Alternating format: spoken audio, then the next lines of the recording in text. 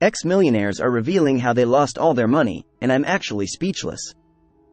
Listen to the full version on the official dinarreport.com website and become our supporter on Patreon. Reaching millionaire status is a feat people dream of achieving. But unfortunately, having millions of dollars doesn't mean you're invincible, as evidenced by Redditor Hypnotic Mushrooms, who asked people to share how they or someone they knew became an ex-millionaire. I'm genuinely surprised at how some of these people weren't responsible with their money. Here are some of the most insightful stories. 1. COVID-19. I built a business that was given a valuation of a few million back in January, but the industry went down, and I'm doing all I can now to avoid bankruptcy. 2. I dated a guy who unexpectedly inherited $6 million. His parents had been killed in a drunk driving accident when he was a baby. And so their life insurance and money from a legal settlement sat in an account collecting interest for 18 years. He got a call from a lawyer on his 18th birthday, and that's how he found out about it. He went nuts. Every time I saw him, he had a new car. He bought an extravagant house and insisted on taking these big vacations. He would go to our local comic shop and buy everything. His spending was a major factor in why we broke up. It was all too much, watching him blow through money like that. He didn't invest any of it. He blew through all his money in 5 years. Last I saw him on Facebook, he was destitute. 3. I built a business worth around $3 million, had a house worth $1.4 million, investments worth more than $2 million, and had 4 nice cars. Divorce laid me low. An ex-wife, a lawyer, and a judge stripped me of at least 75% of that. I was left with a Miata race car, a bit of money, and 51% of my company. And I still had to pay alimony. I gave up. I negotiated my way out of alimony by giving up more of the company and liquidating everything else. I bought a boat and fucked off. 26 months later, I sailed back into my life and started over. I've earned enough to live a modest retirement, and that's where I am today. Don't get married, boys. I've done it twice. The first time was a disaster, and the second time was an annoyance. Just my opinion and experience. 4. A family member of mine did very well in tech. He was an incredibly smart physicist but a horrible businessman. He retired, having made his millions, then bought a beautiful antique yacht. 10 years later, he's in debt and has struggled to sell the boat for years. His family is so pissed at him. TLDR, don't buy a boat. 5. I was close to being a millionaire after selling my company to a bigger competitor. I reinvested most of it since I didn't have much use for the money, but then I got scammed for about $500,000 on buying some real estate. I basically bought a fantastic holiday destination facility from someone who did not own said fantastic holiday destination facility. And by bought, I mean that I'd put a substantial down payment to keep other interested parties at bay. Classic. 6. My grandfather died and left everything to my mom. Then, my father died and left everything to my mom. Mom always thought she was a smart gambler that would win. As proof, she won maybe $25,000 from the lottery once and went out and bought a car. After that, she was hooked. When Dad was alive, he didn't let her gamble, he kept it under control. After he died, my mom found a boyfriend, a former bookie who was a professional gambler. They used to like going to casinos, squandering every penny and more. Then, my mom sold the big house for another $500,000 and bought a small condo. She took out a home improvement loan for it for $50,000, but no improvements were ever made. Casinos and lottery tickets. A cool $1 million or $2 gone. 7. My dad is an ex-millionaire. He's a wizard at starting successful businesses, but his problem is that he can't let them go. He's the boss owner who never hires a manager who isn't family. Because he doesn't try anyone else to run the place. He drove $3 million companies into the ground because he couldn't keep up with his own success and refused to hire people to do it for him. 8. Divorce. I was a millionaire, and my divorce nearly sent me to insolvency. I buckled down and worked my butt off and have since kept my millionaire status. Don't underestimate a bad divorce's pernicious impact on net worth. 9. My dad made some really shrewd stock market investments after he retired. They were options for an oil refiner at a time when the US had a real shortage of them.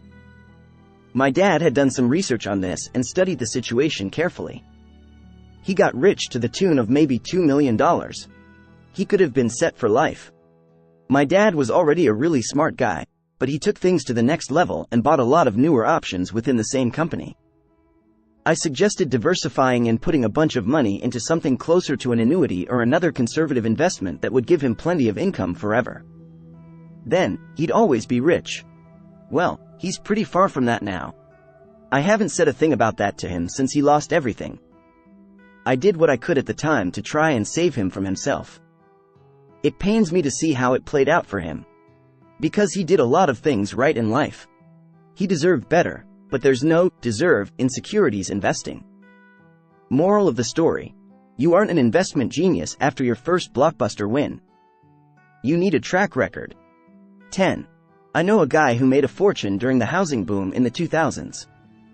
He took all the money he made and put it all back into the real estate market. Then, housing crashed. He never recovered. 11. My great-grandfather started a candy company that serviced most of Wyoming Valley in Pennsylvania.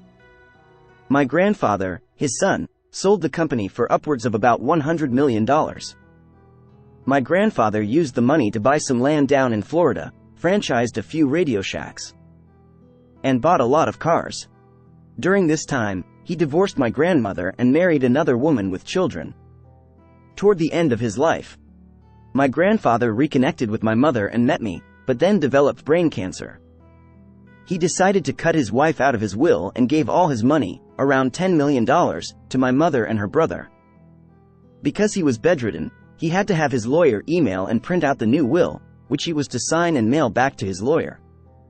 But he asked his wife, the one he was screwing over, to mail the new will, but it got lost. My grandfather died a few days later, with my mother unaware that the will change hadn't gone through. She paid for the funeral only to learn afterward that the will was never changed. She went to confront her stepmother, only to find that she and her sons had already flown to Florida, taken the money, and moved. My mom tried to sue. But due to state laws and lack of written evidence, the suit couldn't get off the ground. And that's how my mother lost a multi-million-dollar inheritance and got stuck with a $50,000 funeral bill. 12. I have a relative who is a self-made millionaire many times over. He was the hardest working person I've ever known, and as soon as he graduated from high school, he got his real estate license and became a successful realtor. Within 30 years, he opened a successful construction company, a store that sold kitchen cabinets, and owned over 20 rental properties. Well, this wasn't enough for him, so he started renting out his properties to people who used them to grow pot because they'd paid him more. His granite company was used to ship the pot across state lines. And now he's sitting in jail, facing a minimum of 10 years.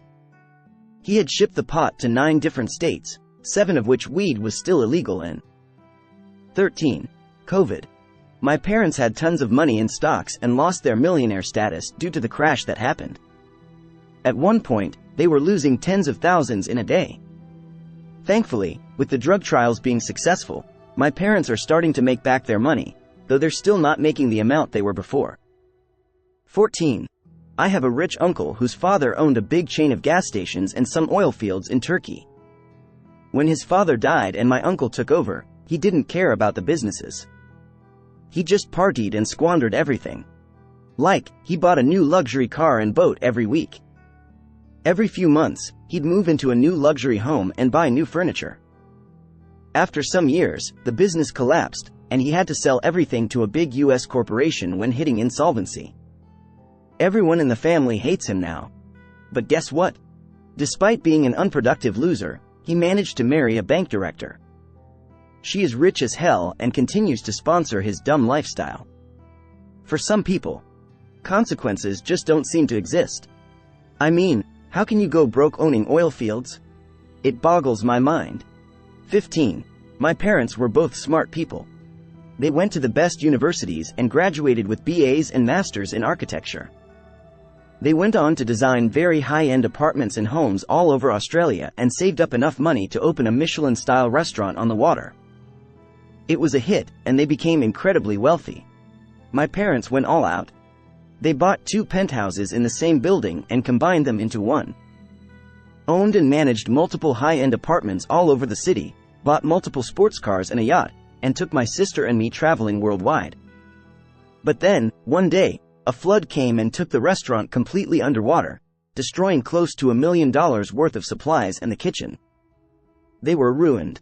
They had to sell everything just to cover the cost of the restaurant. They're now 70, live in a small apartment, and are working to pay off all the loans they owe. 16. My dad had over $20 million in a business with 12 locations and 3 more openings on the way.